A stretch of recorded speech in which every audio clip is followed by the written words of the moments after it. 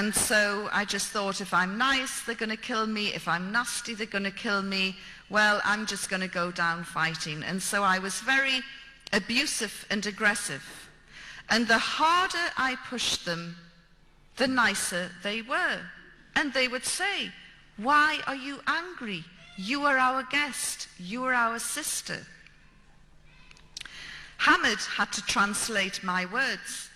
And one day he said to me, "I am terrified of these people, and you should be as well. And it's not nice for me to translate your words. I get scared." On the 6th day, Hamid came to see me, and his face was nearly black with fear. His mouth was so dry he could hardly talk. And he said, "You have a very important visitor." And I said, "Who is it?" He said, "I can't tell you, but you must be respectful." I said, "Well, who is it? Is it Mullah Omar?" And he said, "Please, just be respectful. You have to show some respect. This is a very, very important person." So I'm thinking, I wonder who it can be. 10 minutes later, there was a knock on the door. Although I was the prisoner, I had my own key. And so I unlocked the door, opened it. Hamid stood aside, and there in front of me was a man who made my blood run cold. The hair on the back of my neck lifted. For 6 days I had avoided talking about religion, and there in front of me was a religious cleric, a Milano. And everything in Afghanistan is dirty, ripped and torn and dusty. He was wearing an immaculate ivory gown, one which went right down to the ground. The Taliban's clothes were above their ankles. This guy's clothes were right down to the ground. You couldn't see his feet. And he had a great big ivory turban. A very modest beard by Afghan standards, very light brown, modest beard, and light brown eyes. And he had beads which he moved, like rosary beads, which he moved 2 at a time. And there was something else about him that I thought was weird. And when I mentioned it to my first Muslim crowd, a few of them went, "Alhamdulillah." When I told them, I said there was something really weird about this guy. He had a shine on his face. It was like a light on the inside coming out. I've never seen anything like it before. And I was told by my Muslim friends back in London, this is the nur, the light that comes out of somebody who is very pious, very practicing, a very good person. I didn't know that at the time. I just thought there's something weird and spooky about this guy. After I recovered, I moved aside and invited him into my room. And he was so graceful and elegant, he didn't even seem to walk. He just glided in and glided down. And I sat opposite him, and Hamid acted as the translator. And he said, "What is your religion?" And I thought, oh, here we go. I said, "I'm a Christian." He said, "Yes, but what sort of Christian? Are you a Roman Catholic? Are you a Protestant?" I said, "I'm a Protestant from the Church of England." And he's smiling and moving his beads. And he said, "And what do you think of Islam?" "Oh," I said, "it's fantastic. It's absolutely wonderful."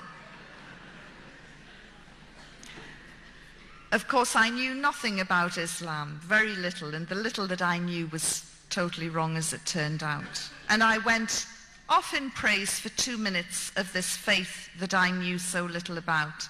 And he smiled and he moved his beads. And then when I finally stopped running out of adjectives, he said, "Islam is a beautiful religion." I couldn't agree more. And then again, I ran off in praise of Islam. And he smiled as he listened, and Hamid translated. And I said, do you know, the people round here are so passionate about their faith that they pray 5 times a day. I know because I've watched and counted it. And he looked. He must have thought, you stupid woman. But I didn't realize that Muslims are expected to pray 5 times a day. So he moved his beads. And then he said, so, you would like to convert? And I thought, he's led me into a blind alley here. If I say, yes, I'll convert, he'll accuse me of being fickle and insincere, and he'll say, take her away and have her stoned. If I say, no, I'm not interested, he'll say, how dare you insult Islam, take her away and have her stoned. So I'm trying to come up with the right answer. And then, in the end, I said, look, I can't make such a life-changing decision while I'm in prison. But if you let me go, I promise I will read the Quran and I will study Islam. And he smiled, and he didn't say anything more. And he rose up, and he glided out. Hamid went scuttling after him. And he returned a few minutes later, and he said, you're going home on a red crescent plane. Well, I punched the air and congratulated myself for having dealt with this Malana, this religious man, in such a clever way. And within a few minutes, the little goods that I had accrued were in a plastic bag, and off I was in a truck heading for Kabul. 7 hours later, after a dusty, bumpy ride, we came into Kabul and drove straight past the airport. But I was okay. I just thought, well, there are other Westerners being held by the Taliban. We're probably going to pick them up. All I know is that I'm going home on a red crescent plane. That night, I was to find out another aspect to the character of the Afghan people. They don't like giving you bad news. They don't like telling you anything that will upset you or cause an adverse reaction. And so we drove past the airport, and then we pulled into a really grim prison. Everything that you would imagine a third world prison to be. And I was asked to get out, and I got out, and we walked down this dark, dingy corridor, and then they pushed open this little metal door with a little spy hole in it.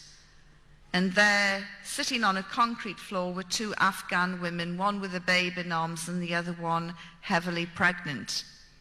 And they said, tonight you will stay here. And I said, no, you've made a mistake. I am going home on a red crescent plane. Of course, the thing is, when you lead someone on, you have to deliver the bad news at some point. And so the bad news was delivered to me then. You're going nowhere. You were a bad woman. You entered our country illegally without a passport. You have to be punished. I screamed and shouted. There was no way I was going to go into this cell, and to get me out and get me to the airport. And I said to them, you can't do this to me. I'm British. And they smiled. Just then, another cell door opened, and 6 women wearing hijabs came out. And one of them said to me, are you from the Red Cross? I said, you speak English? And she said, well, I'm Australian. These 3 are Germans, and the other 2 are Americans. And I went, oh my God, you're the Christians, the charity workers who were locked up for trying to convert Muslims to Christianity. And they said yes. And I said, look, there's been a terrible mistake. I'm supposed to be going home on a red crescent plane. Will you tell these people? And the women all spoke the language. And I could tell by the heated conversation and the expressions on everyone.